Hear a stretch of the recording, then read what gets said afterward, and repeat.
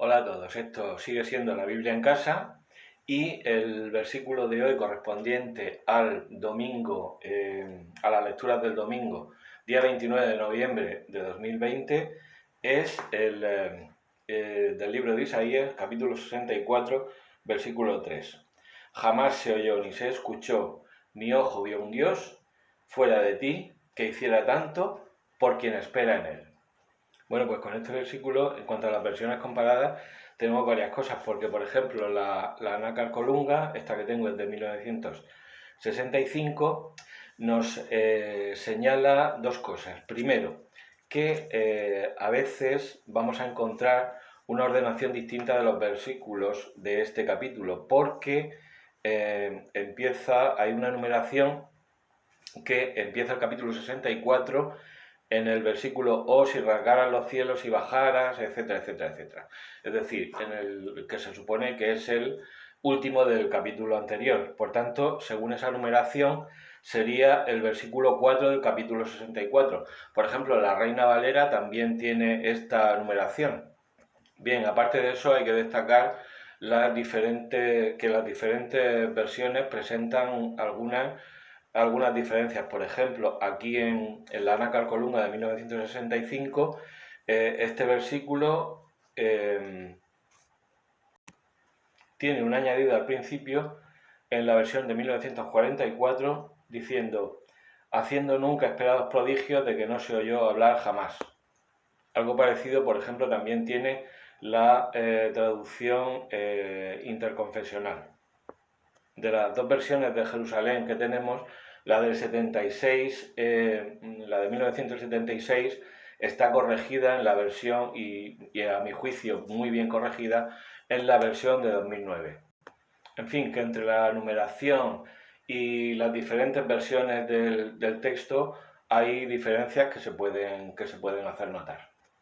Yo cuando escogí este versículo dije, a mí me recuerda algo, y efectivamente la concordancia más exacta y que podemos encontrar es de 1 Corintios 2:9, que dice: sino que como está escrito, ni el ojo vio, ni el oído oyó, ni el hombre puede pensar lo que Dios ha preparado para los que lo aman. Algunas traducciones no dicen como está escrito en este 1 Corintios 2:9, sino como dice la Escritura.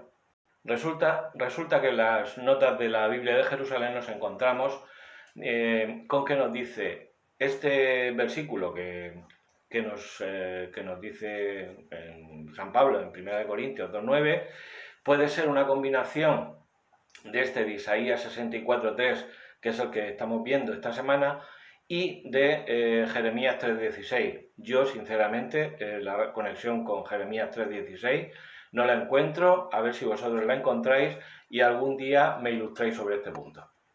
Pero también dice que puede ser de un apócrifo que se llama el Apocalipsis de Elías. Hay varias versiones en algunas páginas pintorescas, hay en Wikipedia también un artículo sobre este apócrifo, sobre este Apocalipsis de Elías. Yo sigo sin verle la conexión ni con Jeremías 3:16 ni con el Apocalipsis de Elías. Otra hipótesis apunta a que San Pablo, al redactar esta primera de Corintios, tuviera a la vista un texto, una versión del libro de Isaías que nosotros no tenemos, que es más rítmica, ni el ojo vio, ni el oído oyó, etc. En todo caso, este libro de Isaías es uno de los más utilizados. Se encontró, me parece que son dos versiones o dos manuscritos en las cuevas de Qumran, por ejemplo, y ese descubrimiento fue muy importante porque acreditó que el texto que se estaba manejando hasta entonces, hasta el siglo XX prácticamente, pues era muy exacto, porque era una copia precisamente del siglo I antes de Cristo. Las polémicas con el libro de Isaías están en torno a su autor. Se distinguen tres bloques dentro del libro de Isaías. La inmensa mayoría de los autores, a partir del siglo XIX, siglo XX, distingue tres autores. El primer Isaías, que sería los capítulos 1 a 39 del libro de Isaías. el segundo Isaías, que serían los capítulos 40 a 55, y el tercer Isaías, capítulos 56 a 66.